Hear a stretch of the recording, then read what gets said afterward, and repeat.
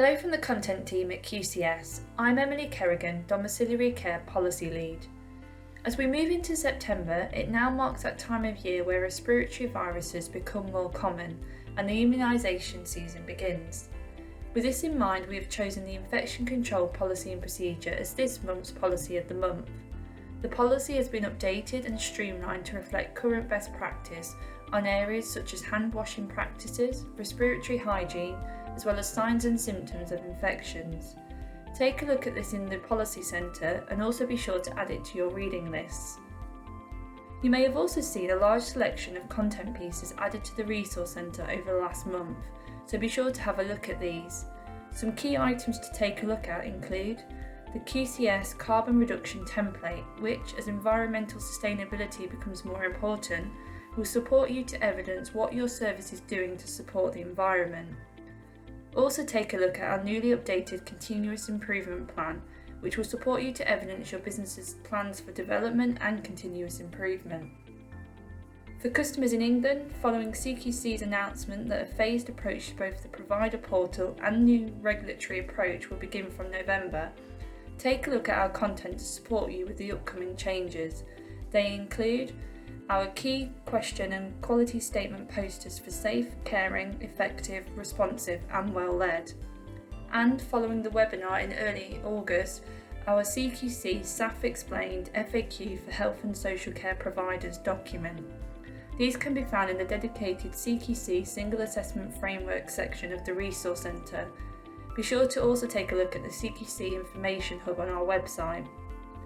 And finally, for some specific content from our Employment Law and Health and Safety Specialist, after Athena, take a look at the latest monthly Health and Safety Review, a new podcast on personal emergency evacuation plans, and a new Health and Safety Committee meeting template.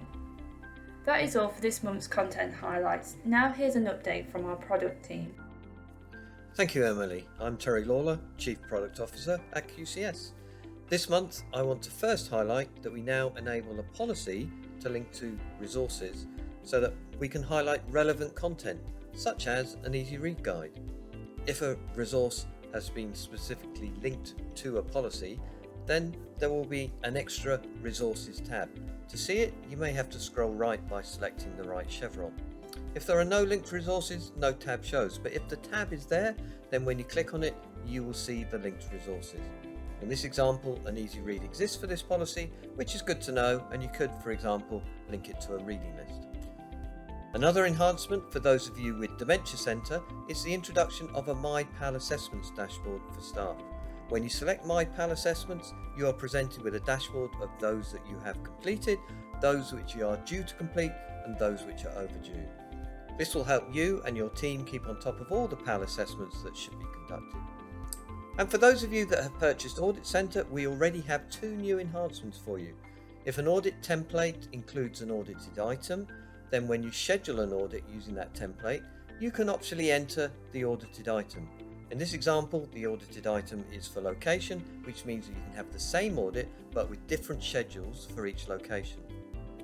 Finally, we've added the ability to mark a standard as celebrated when the standard has been met.